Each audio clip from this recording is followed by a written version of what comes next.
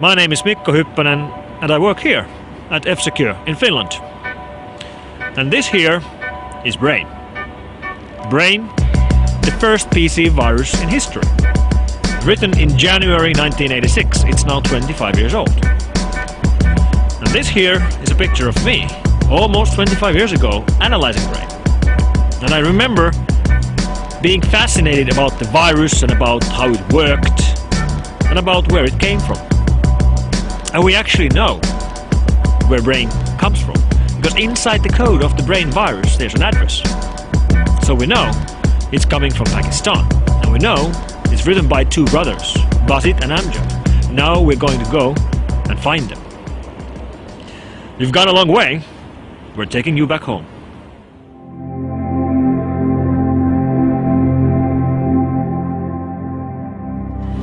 This is the way viruses used to travel, with people traveling around the world, carrying floppies with them.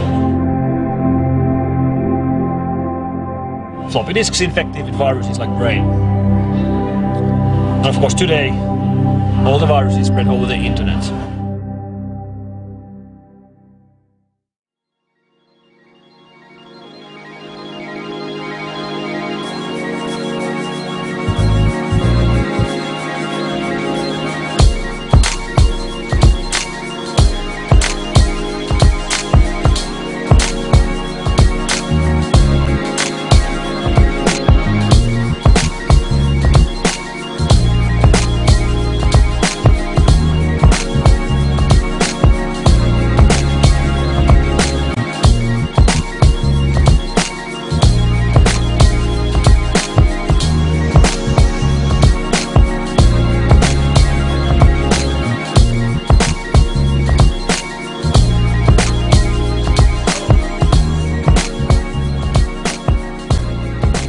Feels quite amazing to be here after all these years and to actually meet you.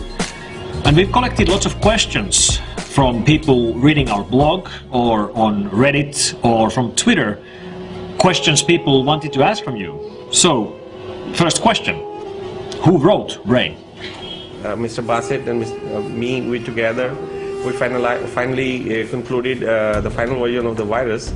But the idea was floated way back in '84 with the help of few other friends and my customers even, you know.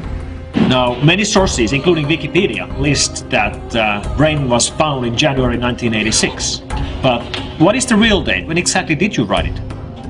The most spread out version was finalized in somewhere September 1986. Another question. Why did you write Brain? We were experimenting few things. One thing that in DOS we can have something multitasking kind of thing, and the second thing to explore the security holes of the operating system in the comparison or in the contrast of Unix or Xenix, the de facto operating system of the time, and the DOS was something new.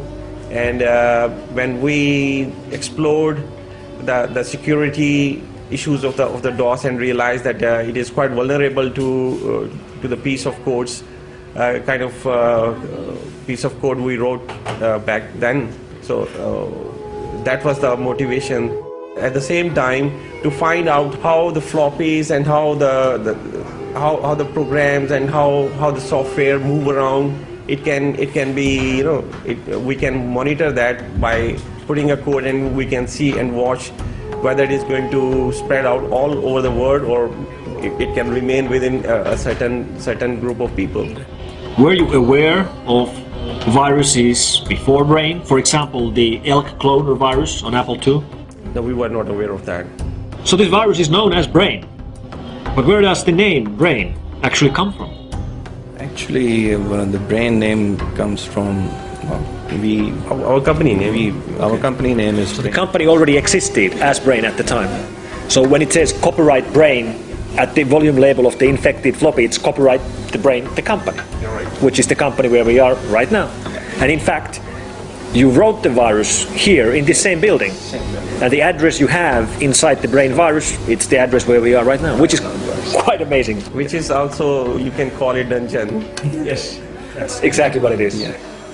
You also left your names, your address, and your phone number inside Brain. Why did you do that?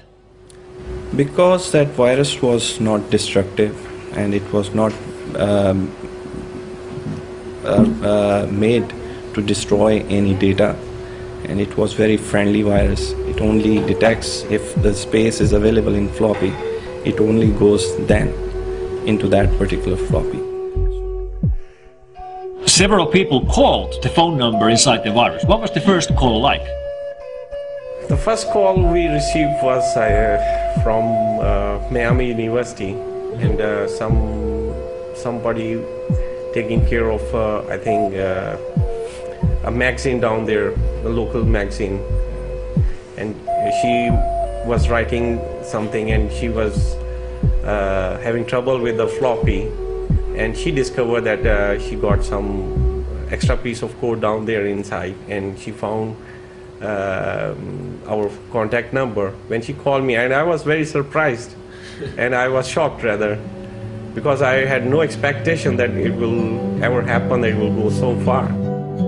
As a result of Brain,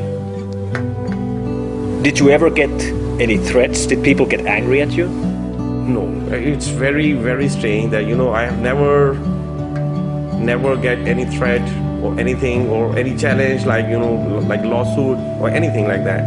So after Brain, did you ever write any other viruses? No, never. And most of the malware we see today are written to make money. They're written for financial gain through banking trojans and keyloggers. What do you think about that? I feel or think about these things as a criminal act, purely criminal act.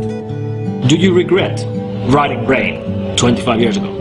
In fact, that time when we wrote, we had no intentions to have any distraction or anything. So we never thought of having any regrets or anything. But now, today, when we see people are doing something very destructive and negative, which is not our idea at that time, and this is something new, altogether separate and a different thing.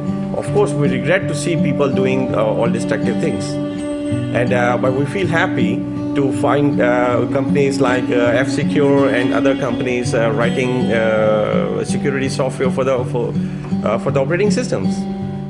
If you would not have written the first PC virus 25 years ago, do you think somebody else would have written it? I think so. I have this feeling, maybe, because if I see people are going crazy about different ideas to have to exploit the operating systems. Well, thank you very much for this interview, and I brought Brain with me. I brought it home. It's for you. Thank you very much.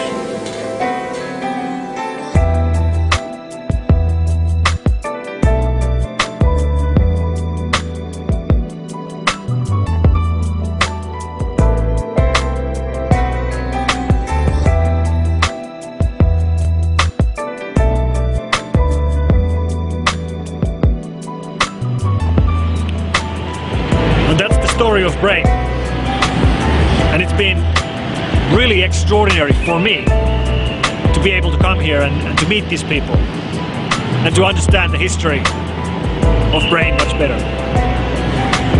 So thank you for joining me on this trip.